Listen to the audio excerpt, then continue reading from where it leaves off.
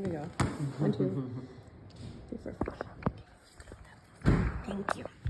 All right. So I'll start off by a quote with the Eco Watch of 2022. In the next 6 seconds, the world loses a soccer field size of primary rainforest, and every 6 seconds after that. Every minute that goes by is the equivalence of a garbage truck of plastic getting dumped into our ocean. Finally, every day, dozens of species are on their way to extinction. I'm here in front of you, my audience, to give either time or money to support the Nature Conservancy. I feel like I'm credible to speak to you about this organization because of the extensive research I've done of this organization and the love and dedication I have for conservation to this beautiful world we share. Today I'm discussing this organization's needs to tackle climate change, protect our ocean, land, and freshwater sources, and finally, creating regenerative food systems for the climbing population to see change by 2030. First, let's discuss further needs this organization hopes to meet. The first being climate change. We must dramatically cut emissions and remove carbon from our atmosphere. What we do between now and 2030 will determine whether we can slow global warming enough to avoid climate change's worst impacts. That's from the 2025 article of the Nature Conservancies. Supporting clean energy politics and policies, conserving forest, wetlands, and regenerative agricultural aspects, using nature's full potential to stabilize the climate, embracing nature and empowering the planet, working in harmony to create these systems to see change. Another need for this organization focuses on its protection of our oceans, lands, and our precious fresh waters. Protecting land, ocean, and fresh water, embracing biodiversity to keep ecosystems healthy and maintaining our world. From the Nature Conservancy of 2025, the science is clear. We must radically scale up our protection efforts around the world. It's now or never. Our best hope for a healthy and resilient planet is to protect at least 30% of land's freshwaters and oceans by 2030. Finally, I will show you a quick video on why biodiversity is so important.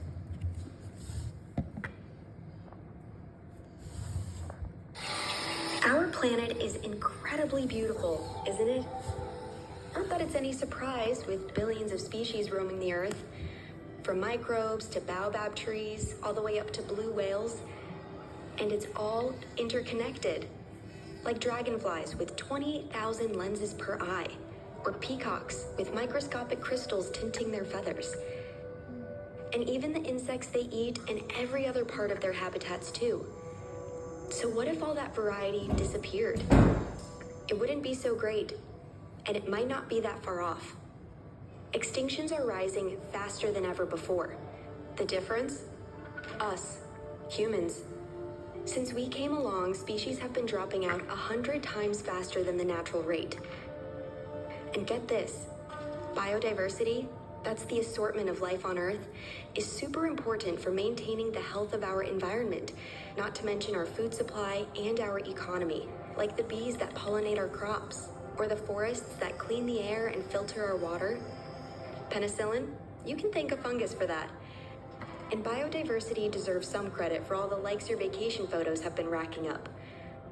Pretty much everything is balancing on, well, everything else. Like mangroves. They're a birthing ground for parrotfish, and those little guys grow up to clean algae off coral reefs. Without them, reefs would suffocate, and fish would stop gathering. And then sharks and dolphins, even fishermen, would have to find other places to hunt. Plus, mangroves and reefs also protect us from big storms like hurricanes and tsunamis. And that's just one habitat. Each one of those supports the greater global ecosystem. Remove just one piece of that puzzle and the entire thing becomes vulnerable. Pull too many pieces, it could all crumble. That's what biodiversity really means. But it's not too late. We can slow the extinctions and save the planet. If we protect our wild ecosystems and change our habits to help restore the lands we've already degraded, which is no small task, it means changing how we approach infrastructure, the ways we farm, and even the behaviors our economies reward around the world. No biggie though. We've landed robots on Mars. We got this. if we can agree to prioritize it. Because it's going to take bold public leadership and private investment. But this is a goal we can all get behind, right?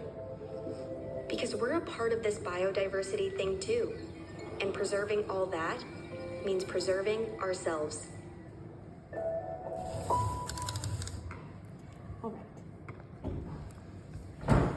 So, finally, the last need is achieving regenerative food systems that is interconnected to all the previous other needs. According to the Nature Conservancy, we intend to achieve this ambitious goal through new and better managed protected areas, global scale sustainable fishing, restoring working lands, innovative financing, partnering with communities and indigenous peoples, and positive policy changes. Food production has altered our planet more than any other human activity. It accounts for 1/3 of greenhouse gases emissions and 70% of all freshwater usage. It's believed to be the single greatest cause of biodiversity loss. A way to change these systems are to look at Black, Indigenous, and other community practices that have led the way to regenerative food production for this millennia. Developing new ways of growing in harmony with the natural world rather than just using it. An example of this is the Three Sisters gardening practice. You have corn, beans, and squash. Corn provides the stability that the beans need to grow up it, and squash creates barrier of sun and moisture, while the beans create a nitrogen fixation into the soil. So all three of these are a beneficial growing practice that originated in the indigenous people. Okay, let's dive into the solutions this organization is striving to achieve. With effort taken by people and corporations to create policies and protections, as well as to work its needs to combat these issues our world is experiencing. From fighting carbon emissions, protecting natural resources, we can create sustainable food systems on a global scale that can fight food insecurity while also protecting our land. To get involved with the Nature Conservancy, you can join a volunteer program. There's 20 different states that support these programs. You can take action by contacting local officials to protect our lands and waterways and using your voice and your vote to defend public lands and saying that they are not for sale. Becoming a member of the Nature Conservancy is also a way to help fund this cause. It can help create protected lands for future generations. Next, let's visualize our world if these needs are achieved. Through these actions, we can live in harmony instead of just using it for single purposes. Protecting 30% of land and water is the goal by 2030. Securing our world for generations to come. And if these actions aren't taken, we can see a continuation of climate change, more storms, more land loss, devastation of species, and ways of losing our natural world.